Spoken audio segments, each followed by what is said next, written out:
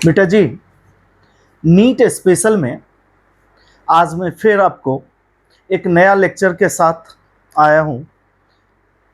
Acidity of phenol and substituted phenol. Right बेटा, यहाँ से भी क्वेश्चन पूछने की संभावना बहुत अधिक होती है और मैं उसी सब टॉपिक्स को टच कर रहा हूँ जहाँ से क्वेश्चन आने की मैक्सिमम प्रोबेबिलिटी है। राइट बेटा जी, आई होप सो कि आप लोग मेरे लेक्चर को एंजॉय कर रहे होंगे। मैं CBKD wishing you very very good luck for NEET 2025। आइए, मैंने क्वेश्चन पहले लिख रखा है, arrange the following in decreasing order of acidity. Right बेटा जी, यहां पर मैंने पहला ऑप्शन लिया है फिनॉल,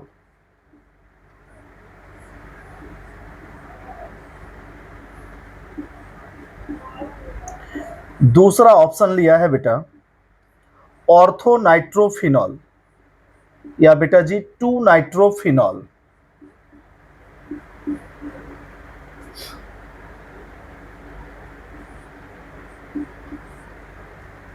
थर्ड ऑप्शन है हमारा मेटा नाइट्रोफिनॉल,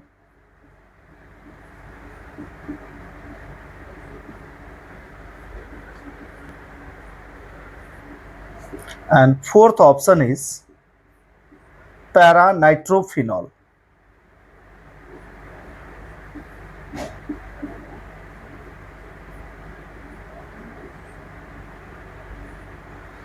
पहले क्वेश्चंस को लिख लें, देखें कैसे होगा, फिर मैं आपको कॉन्सेप्ट डिस्कस करता हूं।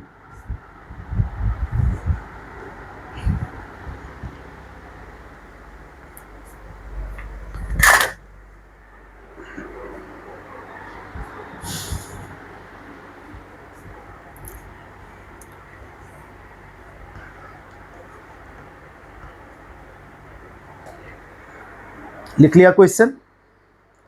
बोलिए आरब, सानबे, क्रिस, लक्ष्य, बोल बेटा, साहेब, शौर्य। यहां पर देख बेटा, अब मैं इस क्वेश्चन को डिस्कस करने जा रहा हूं। सबसे पहले तो याद रखना, after release of H+, right बेटा, ये क्या बन गया? Phenoxide ion. राइट बेटा, यानी conjugate base, this is phenoxide ion. बेटा जो इस फिनॉक्साइड आयन को सबसे ज्यादा स्टेबल करेगा, that has highest acidic character, यानी सिंपली इनमें से जो भी ग्रुप्स सबसे ज्यादा फिनॉक्साइड आयन को स्टेबलाइज करेगा, that has highly acidic character. ये याद रखना, क्लियर है? यानी H+ रिलीजिंग टेंडेंसी जिसकी भी होती है proton donor, that is acidic in nature. अब आइए यहां पर बेटा जी, ये देखिए आप, NO2 ग्रुप लगा हुआ है। राइट बेटा, NO2 ग्रुप लगा हुआ है, क्लियर है? NO2 क्या होता है? -I पावर काफी स्ट्रॉन्ग होता है और डिस्टेंस भी काफी नजदीक है। आपको बता चुका हूं आई इफेक्ट क्या होता है, डिस्टेंस डिपेंडेंट होता है। राइट बेटा, यहां पर हाईएस्ट यानी मैक्सिमम -I पावर है, जो क्या करेगा? इलेक्ट्रॉन को विथड्रॉ करेगा। तो मैक्सिमम -I पावर ये क्या करेगा बेटा? इसको स्टेबलाइज करेगा। और यहां पर बेटा -M और -R इफेक्ट भी होगा, ये भी क्या करेगा? स्टेबलाइज करेगा। राइट बेटा, यहां पर देखिए ये दोनों बेटा जी सिग्मा बॉन्ड है, ठीक है? कंजुगेशन ब्रेक हो रही है, यानी in this case only -I power, -I only. यहां पर बेटा -M और -R इफेक्ट नहीं लगेगा, दिस ऑल्सो स्टेबलाइजेस, क्लियर है? और ये देखिए यहां पर -I पावर क्या हो जाएगा बेटा? मिनिमम, बट ये भी स्टेबलाइज करेगा। और -M और -R इफेक्ट ये भी क्या करेगा बेटा? स्टेबलाइज करेगा, क्लियर है? कहीं भी कॉन्सेप्ट में कोई दिक्कत हो तो you can tell me without any hesitation. कहीं भी आपको लग रहा हो जो कॉन्सेप्ट आपको समझ में नहीं आई हो तो यू कैन टेल मी।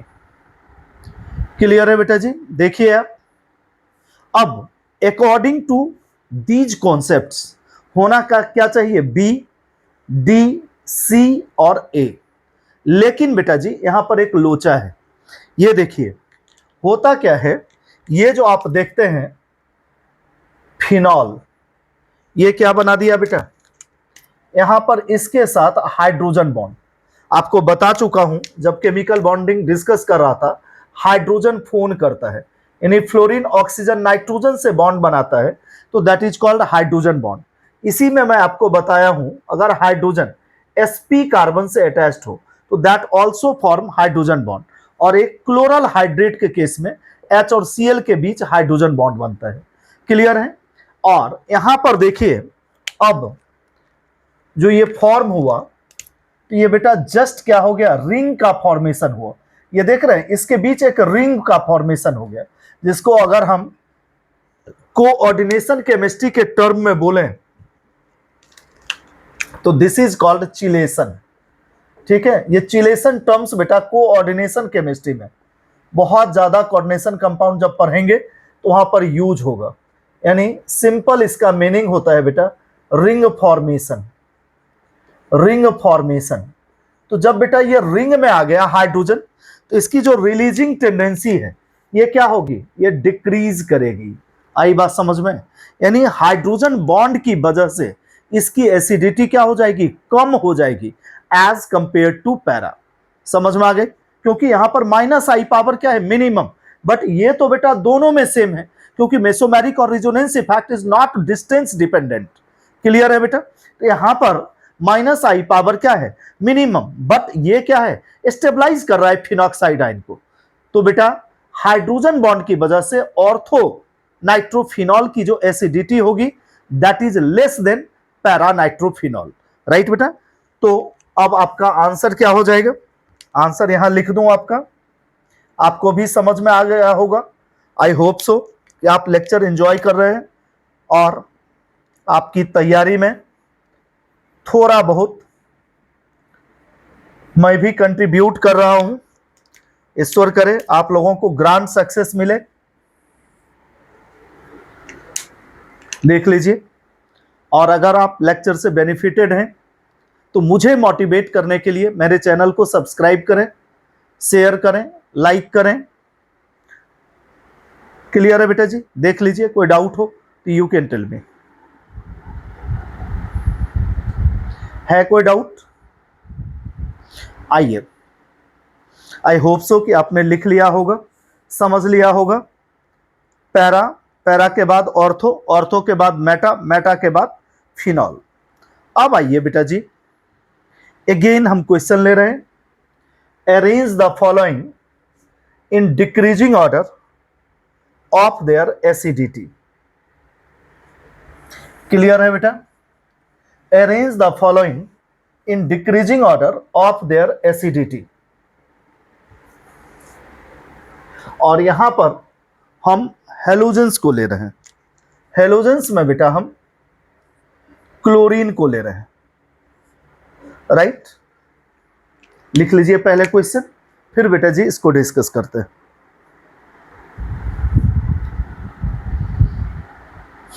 यानी फिनॉल, फिर बेटा जी ortho chlorophenol, meta chlorophenol and para chlorophenol. Clear है? अब अगर आपको याद हो तो मैंने क्लियर कट आपको समझाया है, in case of halogens only minus I power is responsible for stability, acidity, basicity. Clear है? तो यहां क्या है, हेलोजेंस है। अगर फ्लोरीन होता बेटा तो hydrogen bond is also a factor, लेकिन यहां पर क्या है, क्लोरीन, तो सिर्फ और सिर्फ यहां जो एसिडिटी डिसाइड होगी that is by minus I power of phenol. Clear है बेटा? अब देखिए ऑर्थो पर क्लोरीन यानी डिस्टेंस डिपेंडेंट, ये क्या हो जाएगा, माइनस आई पावर मैक्सिमम। क्लियर है बेटा? माइनस आई पावर मैक्सिमम, ये बेटा स्टेबलाइज्ड करेगा। यहां पर मॉडरेट,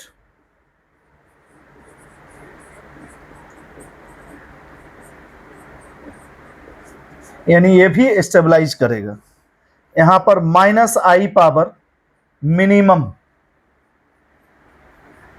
बट ये भी स्टेबलाइज करेगा। तो बेटा अकॉर्डिंग टू कॉन्सेप्ट आपका आंसर क्या हो जाएगा बेटा जी? B is greater than C, is greater than D, is greater than A। I hope so कि आपको आंसर समझ में आ गया होगा, कॉन्सेप्ट समझ में आ गया होगा। इससे रिलेटेड अगर 4 तारीख को पेपर में आता है तो आई होप सो कि आप फोड़ के रख देंगे पेपर को। क्लियर है बेटा जी? देख लीजिए, समझ लीजिए, लिख लीजिए। कहीं कोई डाउट हो तो you can call me on this number 9717754008 CBKD।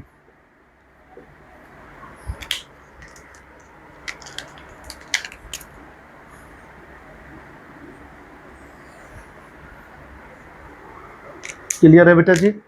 लिख लीजिए। ओके बेटा, good night to all of you.